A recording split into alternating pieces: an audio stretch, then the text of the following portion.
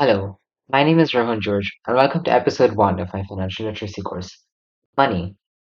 In this episode, we'll be discussing what money is, the barter system, why money was a better alternative to the barter system, and we'll be looking at a brief history of money. So, what is money? Money as we know it isn't actually a thing.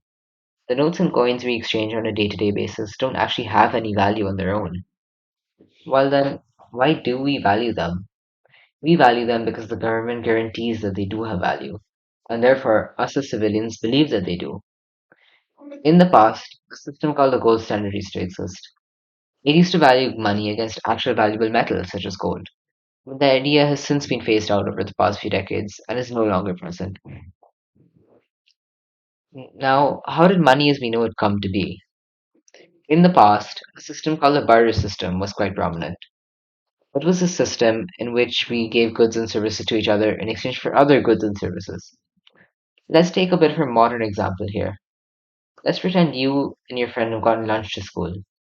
You exchange your packet of chips for your friend's cookies. Well, that's a simple enough example of the barter system. And the system did work, but it didn't come without its flaws and limitations.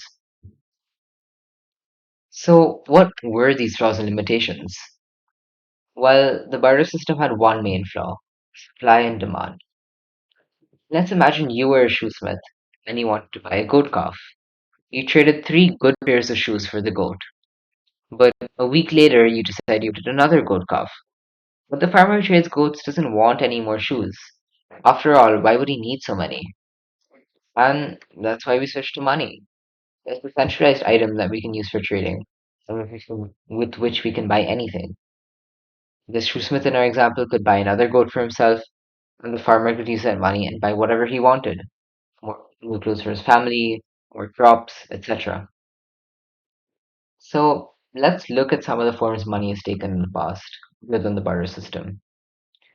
So initially, in 2280 BCE, a system called shekels used to exist, and around 1,000 years later, we discovered cowrie shells.